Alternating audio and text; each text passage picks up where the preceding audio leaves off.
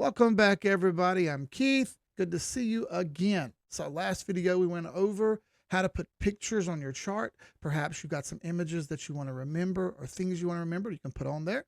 Also, we went over how to add price labels and notes to your chart so you can write down what you were thinking or write down what you were doing and you won't forget. We're going to go over a couple other little drawing tips and tools here on your chart.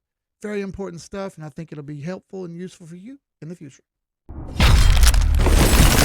786 Assassins. All right, this is a pretty useful tool and pretty easy to use. You've seen me use drawing tools before. I've zoomed in a little bit so we can see a little better here, but 1, 2, 3, 4, 5, 6th tool down on the left. It also has a drop down you can use if you'd like, but you don't necessarily need it. The very simple brush tool, which is the first one on the list up here, brush.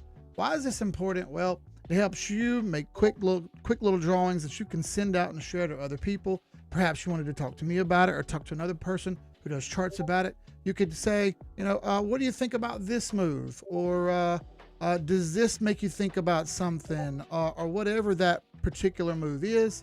You can look at it, see it, draw it. It's very simple. I use this tool a lot. You'll see me oftentimes say something like, well, I see this is nice curved parabola here, and then I'll draw an arrow on the end of it and say it's likely that this thing goes to here. I do that all the time. It's very useful and very helpful. Use it yourself. I love this tool. Now, you remember me talking about trend lines earlier and how I draw them to use stuff. We'll go over those much later. More so, I wanted you to see how we use the drawing tool in comparison with that, right? So say, hey, look, Keith, I think we have some sort of formation happening right here. What does this mean to you? And then I would come back and reply to you, well, it doesn't mean too much as long as we stay above this trend line right here. And we did. Now we have henceforth continued up.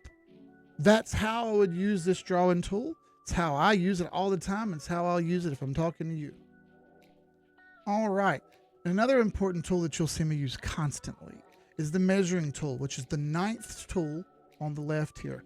This is important because there are two different ones in here and I want you to see them both, okay? Number one is the regular old measuring tool. So let's say that I've drawn a trend line here where I bought, like I showed you in the last video, right? Just a horizontal line.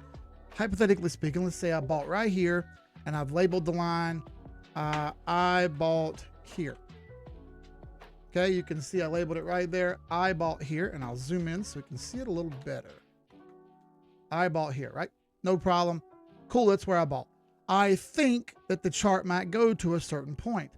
If I think, let's say, I think Bitcoin is going to $100,000, how much money can I make from where I bought to $100,000? Well, that's what our measuring tool helps us do. We can grab the little tool here, start on our line where we bought, click it one time, and now we're free to drag this around. All right, I'll drag this up till I get to on the right side here, you'll see the price scale getting higher and higher and higher.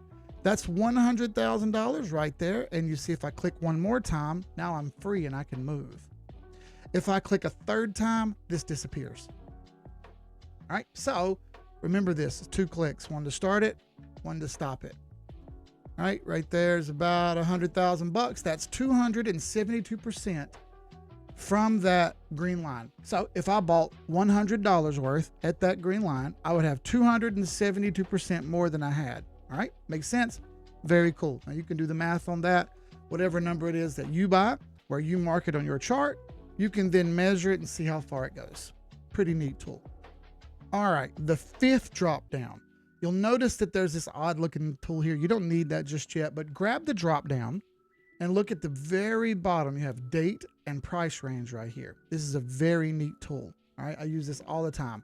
This one will not disappear once you click twice. It will stay on there, and you can change the colors as well.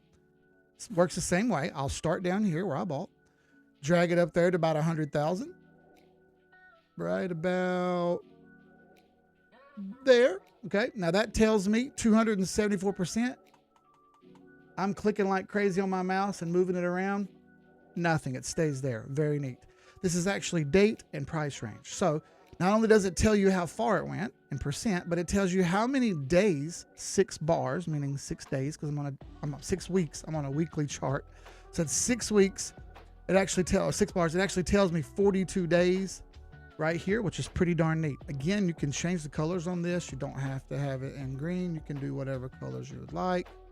Perhaps I want red. Then I can change the text box up here to a different color, right? I can do red, however I'd like. It's up to you. Very neat tool and very useful. Wondering how much you're going to make is a very important thing to know, because you need to know when to get out. It's one of my 4 rules. When to stop. So make sure you use this tool. Make sure you keep it in your back pocket. I use it all the time. Almost every chart you'll see will have this on it. All right, cool. That video was very simple and very easy. Drawing with the drawing tool and using some simple measuring tools. In the next video, we're going to show you how to add indicators on the chart, which is one step farther. And that'll be about it for the beginner series before we step over to the advanced stuff. Thank you for watching. I'll see you there.